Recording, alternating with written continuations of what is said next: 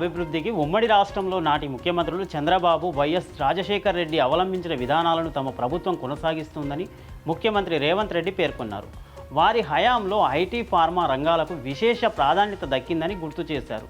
Mid the press కార్యక్రమంలో రేవంత్ రెడ్డి ఈ వ్యాఖ్యలు చేశారు.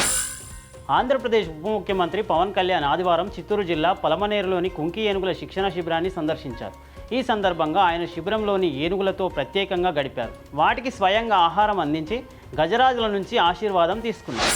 ఎన్డీఏ తరపున బీహార్ ఎన్నికల ప్రచారంలో పాల్గొంటున్న ఏపీ విద్యాశాఖ మంత్రి నారా లోకేష్ కేంద్ర విద్యాశాఖ మంత్రి ధర్మేంద్ర ప్రధాన్తో పాట్నాలో సమావేశమయ్యారు. బీహార్ ఎన్నికల నేపథ్యంలో ఈ భేటీకి ప్రాధాన్యత ఏర్పడింది.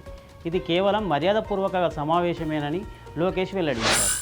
తెలంగాణ సైబర్ సెక్యూరిటీ బ్యూరో దేశవ్యాప్తంగా సంచలనం సృష్టించిన భారీ ఆపరేషన్ విజయవంతంగా పూర్తి చేసింది.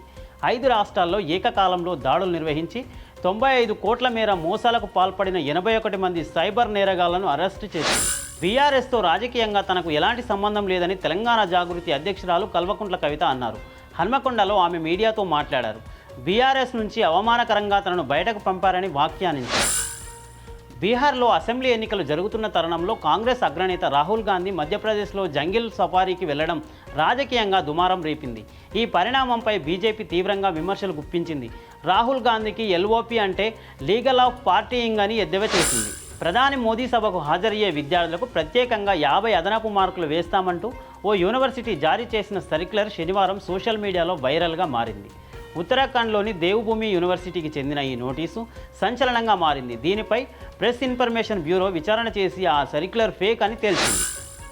భారత్, పాకిస్తాన్ మధ్య యుద్ధాన్ని నివారించింది అమెరికా అధ్యక్షుడు డొనాల్డ్ ట్రంప్ అని పాకిస్తాన్ ప్రధాని షహబాజ్ షరీఫ్ మరోసారి ప్రశంసించారు. ఆయన ధైర్యవంతమైనటువంటి నిర్ణయాత్మక నాయకత్వం వల్లే కాల్పుల విరమణ సాధ్యమైందని కొనియాడారు. రష్యాలో ఆర్మీకి చెందిన హెలికాప్టర్ ఒకటి కూలిపోయింది. యుద్ధ విమానాల విడిభాగాలు తయారు చేసే కంపెనీకి చెందిన సిబ్బందితో ప్రయాణిస్తుండగా ప్రమాదవశాత్తు ఓ ఇంటిపై కూలింది.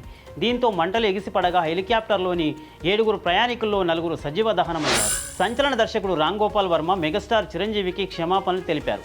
శివ చిత్రం రిలీజ్ సందర్భంగా చిరంజీవికి ఆ సినిమాపై తనపై ప్రశంసలు కురిపిస్తూ ఓ వీడియో విడుదల చేయగా దానిపై వర్మ స్పందించారు.